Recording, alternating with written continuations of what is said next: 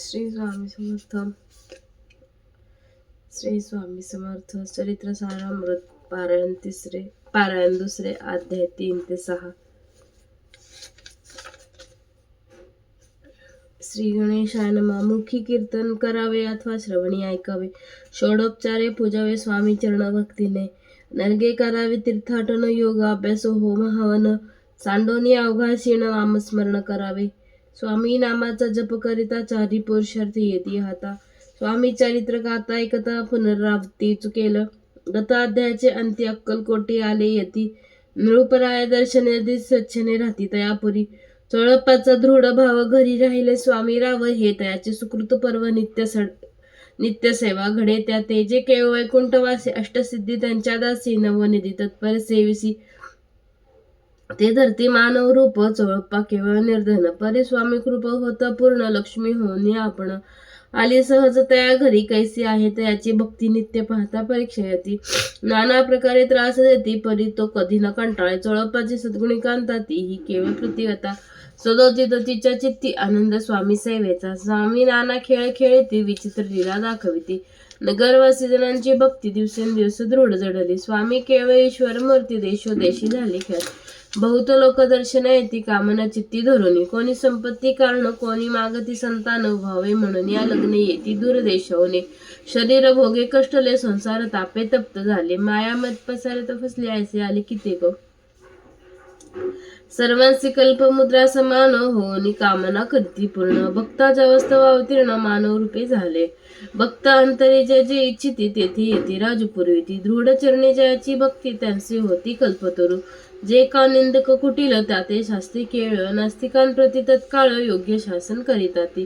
महिमा वाढला विशेष कित्येक भरू लागले द्वेष. कोणा एका समयास वर्तमान घडले पै.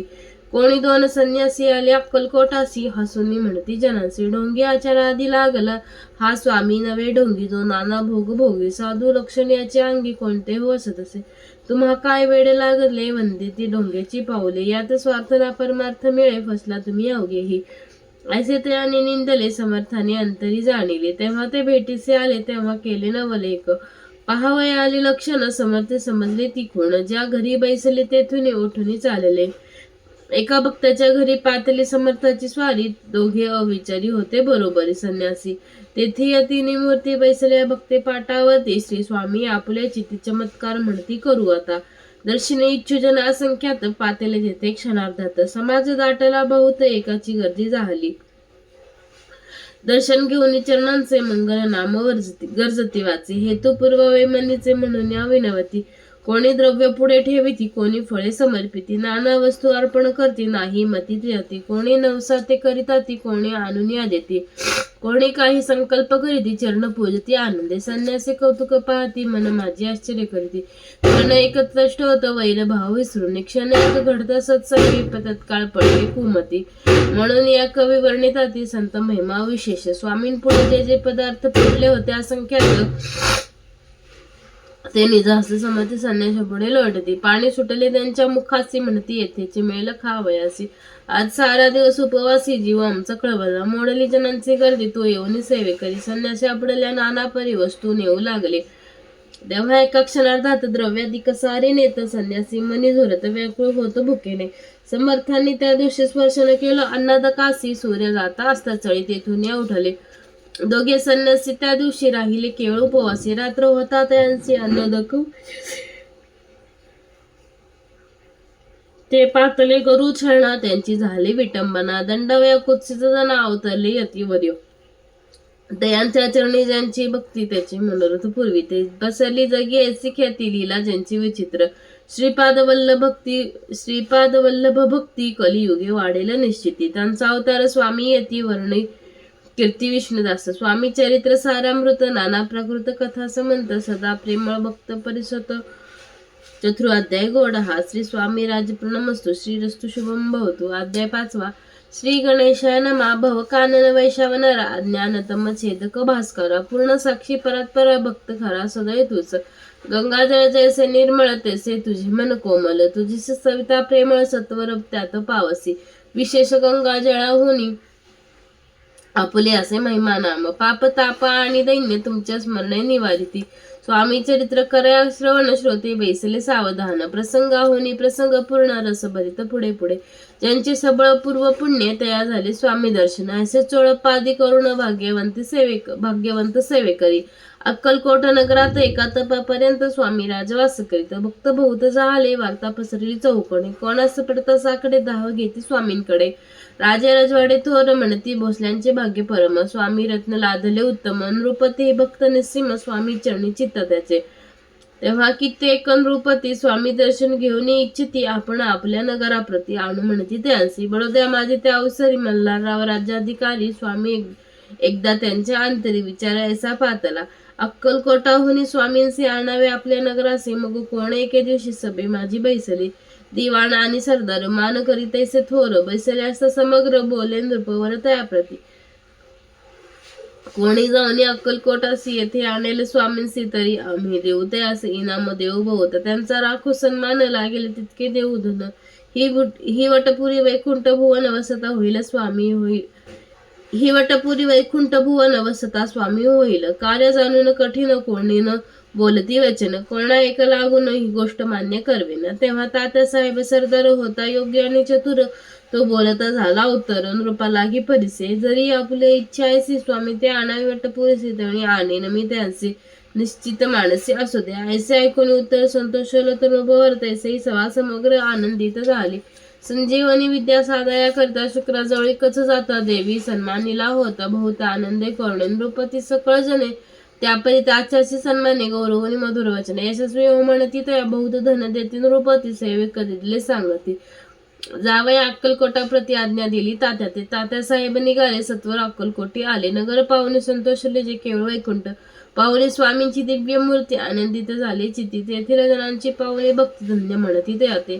अक्कलकोटाचे नृपती स्वामी चरणी त्यांची भक्ती राजघराण्यातील होती ती आई करते स्वामी सेवा आणि सर्व नागरिक तेही झाले स्वामी सेवक ते आता वरिष्ठ चोळपाधिक सेवेकरी निस्सीम ऐसे पाहुणे तात्यांचे विचार पडला मानसी या नगरातून स्वामींची कैसे नेऊ आपण अक्कलकोटाचे सकल जन स्वामी भक्त झाले पूर्ण स्वामींचे मनोरमन गेले असे त्या ठाई प्रयत्नांती परमेश्वर प्रयत्नाने कार्य होय सत्वर लढवून युक्ती थोर कार्य आपण साधावे ऐसा मने विचार करून कार्य आरंभले तात्याने संतुष्ट व्हावे सेवक जनाने असे सदा करीत नाना करून पक्वाने करती ब्राह्मण भोजने जिथली बहुसार धाने याची कथाने तृप्त केले स्वामींच्या पूजेप्रती नाना द्रव्य समर्पिती जेणे सेवक संतुष्ट होते ऐसे करती सर्वदा प्रसन्न व्हावे भक्तवत्सले कार्य साधावे आपले म्हणून नाना उपाय केले द्रव्य वेचले तात्यांनी ऐसे काही न झाले केले तितके व्यर्थ गेले तात्या मनी खिन्न झाले विचार पडाला तयांसी मग लढविली एक युक्ती एकांतिक आठवणी चोळपाप्रती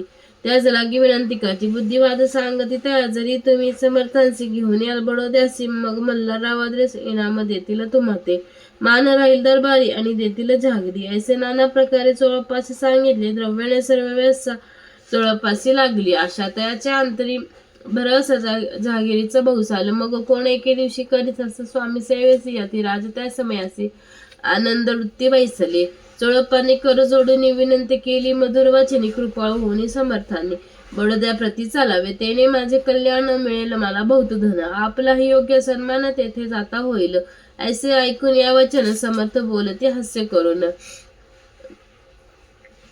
उत्तर चोळपा लागून काय दिले सत्वर राव मल्हार नृपती त्याचे भक्ती त्याच्या अंतरी नाही भक्ती मग आम्ही बडोद्या प्रती काय म्हणून चालावे पुढील अध्यायी सुंदर कथा पावन होय श्रोता वक्ता श्री स्वामी राजविदविता निमित्त विष्णुदास असे श्री स्वामी चरित सारामृत नाना प्राकृत कथा संबंध सदा ऐकत भाविक भक्त पंचमाध्याय गोड हा श्रीरस्तु शुभम भवतु श्री गणेशाय नमा अध्याय 6 श्री गणेशाय नमा धरून शिसूचा हात अक्षरे पंडित लिहावीत तैसेच हे स्वामी चरित्रामृत स्वामी समर्थ वदवित केवळ मी मतिमंद केवी वर्ण चरित्र आघात परी हा माझा छंद स्वामी समर्थ पुरविती ज्यांच्यावर प्रसाद करून मुडा होय शास्त्रज्ञान त्या समर्थांचे चरण वारंवार नमितुसे कृपळ होनी समर्थावत्वे आपल्या चरिता श्रवणे श्रोत यांच्या चित्ता ब्रह्मानंदी प्राप्त हो श्रुतीची घेऊन सुमने त्यांचे अर्पावी प्रीतीने झाला ग्रंथ स्वामी कृपेने त्यांच्या सपदी अर्पिजे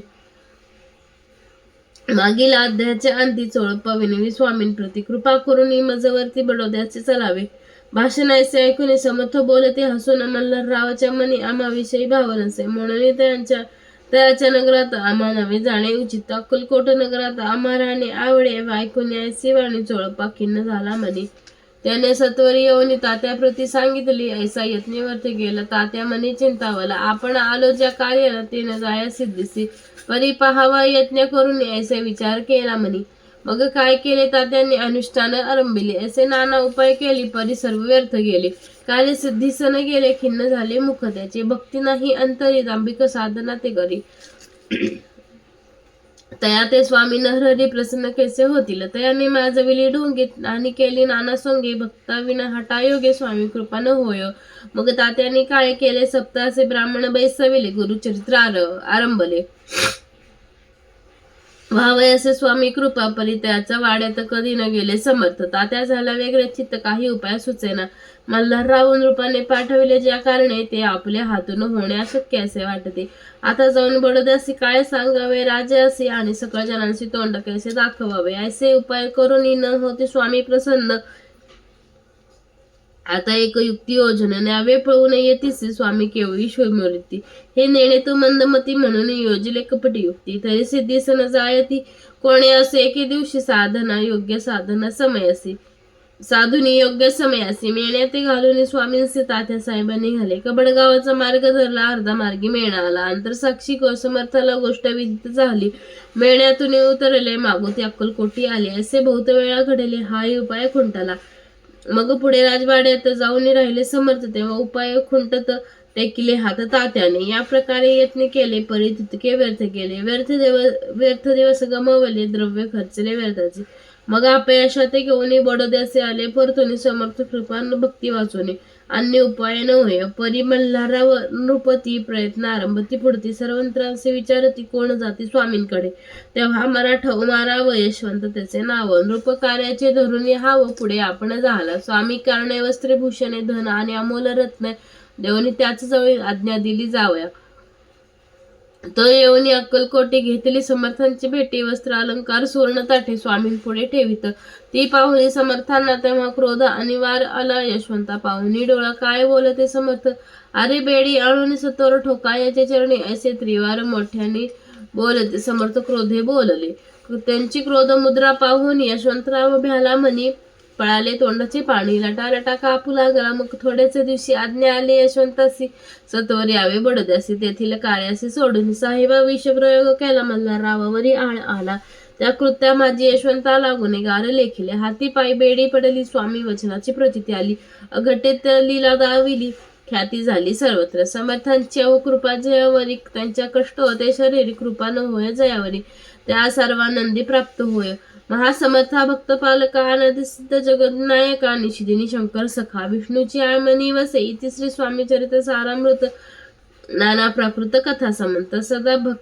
सदा भक्त परिसुत, षष्टम अध्याय गोड हा. इति श्री स्वामी चरित सारामृत, षष्टम अध्याय समाप्त. शुभम भवतु. अनंत कोटी ब्रह्मांड नायक राजाधिराज योगीराज महाराज श्री समर्थ सद्गुरु अक्कलकोट स्वामी समर्थ महाराज की जय.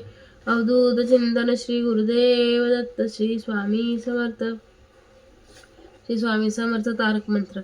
निशंक हो मनारे, निर्भय हो मनारे, प्रचंड स्वामी बळ पाठीशी, अतर्क्य अवधूत हे स्मरणगामी, अशक्य ही शक्य करतील स्वामी. जिथे स्वामी पाय तिथे न्यून काय, स्वय भक्त प्रारब्ध घडवी ही माय. आज्ञे विना काळ ही नाही त्याला, परलोकी ही ना भीती दयाला, अशक्य ही शक्य करतील स्वामी. उगाची भीतोसी भये पळू दे, जबळी उभी स्वामी शक्ती कळू दे. जगी जन्म मृत्यू असे खेळ ज्यांचा, नको घाबरू तू असे बाळ त्यांचा. अशक्य शक्य करतील स्वामी. खरा होई जागा श्रद्धे सहित, कसा होशी त्या विण तू स्वामी भक्त. कितीदा बोल दिला त्यांनीच हात, नको डगमगो स्वामी देतील हात. अशक्य शक्य करतील स्वामी. विभूती नमन नाम ध्यानादी तीर्थ, स्वामी जया पंच प्राणामृतात. हे तीर्थ घेई आठवी रे प्रचिती, न सोडवी तया जया स्वामी घेते हाती. अशक्य हे शक्य करतील स्वामी. श्री स्वामी समर्थ. जय योगेश्वर दत्त दयाळ कृपाळ तूच एक समर्थ.